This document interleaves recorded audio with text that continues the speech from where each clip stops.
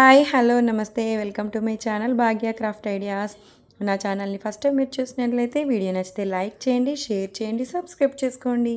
ఈరోజు వీడియోలో plastic బాటిల్స్తో Santa Claus ఎలా తయారు చేసుకోవాలో చూపిస్తానండి. మా బాబుకి స్కూల్లో క్రిస్మస్ సెలబ్రేషన్స్కి ఏమైనా క్రాఫ్ట్ చేసి పంపించండి అన్నారు. అందుకు నేను శాంటా క్లాస్ చేసి పంపించానండి. ఇలాగా వీడియోలో చూపిస్తున్న విధంగా కట్ చేసుకోవాలి. చూడండి, ఇలా ఫిక్స్ చేసుకుంటే మనకు సెట్ అవుతుంది. తర్వాత ఈ క్యాప్ బాగా కూడా కట్ చేసుకుంటే చూడండి ఇలా వస్తుంది. దీన్ని ఇలా ఫిక్స్ చేసుకొని ఊడిపోకుండా ఉండడానికి ఇక్కడ టేప్ వేసేసుకున్నానండి. ఇలాగా వస్తుంది. నెక్స్ట్ ఇక్కడ ఇలా కొంచెం పేపర్ కానీ న్యూస్ పేపర్ కానీ తీసుకొని ఇలా వీడియోలో చూపిస్తున్న విధంగా ఒక పెద్ద గోల చేసేసుకొని నెక్స్ట్ ఇలాగా ఒక పెద్దది తీసుకొని ఇలా చుట్టేసుకుంటే ఇలా కింది భాగం ఇలా కొనలాగా ఉంచాలండి. ఇప్పుడు దీన్ని ఇందులో గమ్ పెట్టేసుకొని అతికిచ్చేసేసుకుంటే సరిపోతుంది. ఇందులో ఇలాగా ఫిక్స్ అయిపోతుంది కరెక్ట్గా.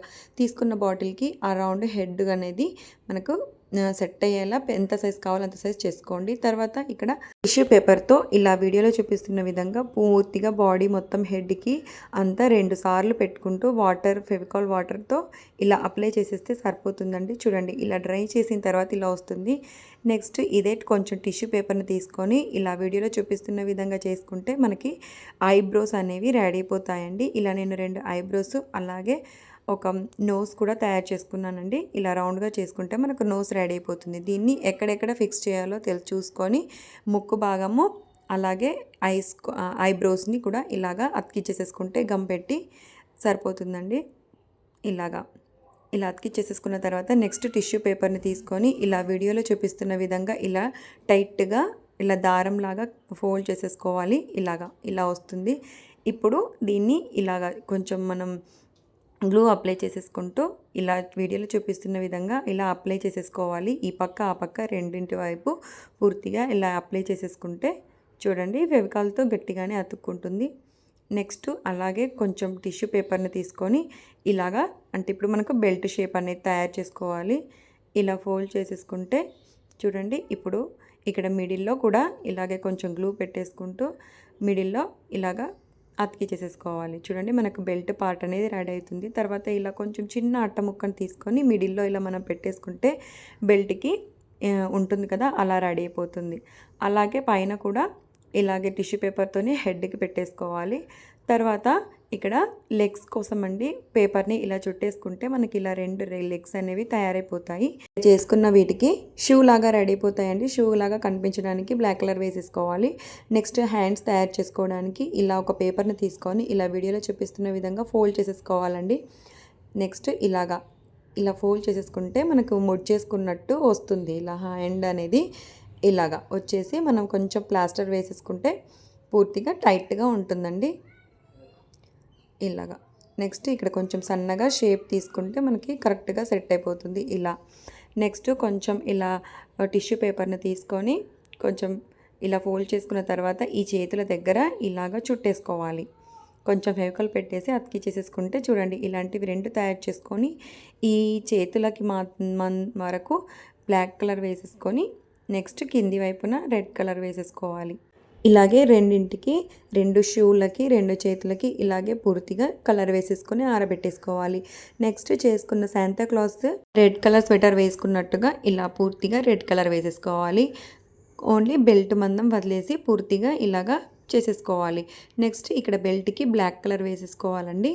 2 సైడ్స్ బ్లాక్ కలర్ వేసేసుకోవాలి. ఇలాగా నెక్స్ట్ మిడిల్లో గోల్డ్ కలర్ అయినా ఎల్లో కలర్ అయినా వేసేసుకొని ఇలా బ్లాక్ కలర్ చిన్న పేపర్ని అతికిచ్చేసేసుకుంటే మనకు బెల్ట్ లాగా రెడీ అయిపోతుంది. అదే ఇక్కడ ఫేస్ కలర్ వేసేసుకున్నానండి. ఇలా వచ్చింది ఆరిన తర్వాత.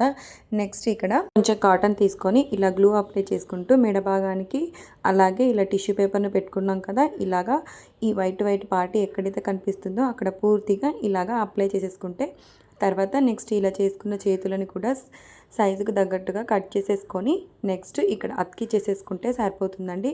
ఈజీగా అతుక్కుంటుంది ఇలాగా. తర్వాత ఇక్కడ నేను కొంచెం కాటన్ తీసుకున్నాను. దీన్ని పొడవాటి గడ్డంలాగా తయారు చేసుకోవాలండి. ఇలా తీసేస్తే మనము కరెక్ట్ షేప్ లాగా తీసుకురావచ్చు. ఇలాగా వీడియోలో చూపిస్తున్న విధంగా చేసుకుంటే ఇలా సెట్ చేసుకుంటే చూడండి మనకి గడ్డంలాగా తయారైపోతుంది. ఇలాగా నేను సెట్ చేసేసుకున్నానండి.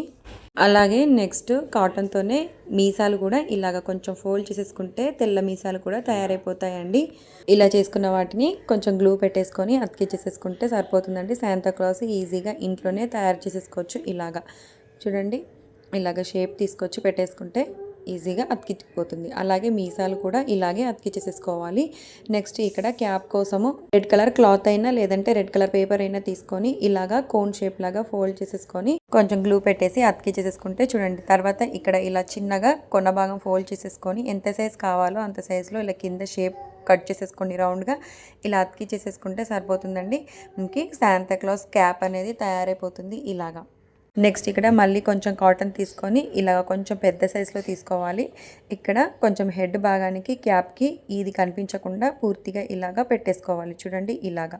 నెక్స్ట్ ఇక్కడ చిన్న గోళ తీసుకొని కాటన్ది ఈ క్యాప్కి కింద ఇలా పెట్టేసుకుంటే మనకి క్యాప్ అనేది సెట్ అయిపోతుంది. నెక్స్ట్ ఇక్కడ ఐస్ కోసము ఒక వైట్ పేపర్ని తీసుకొని ఇలా బ్లాక్ పెన్తో వీడియోలో చూపిస్తున్న విధంగా ఇలా మార్క్ చేసేసుకుంటే మనకి ఐస్ అనేవి తయారైపోతాయి. ఇలాగే రెండింటిని తయారు చేసుకోవాలి.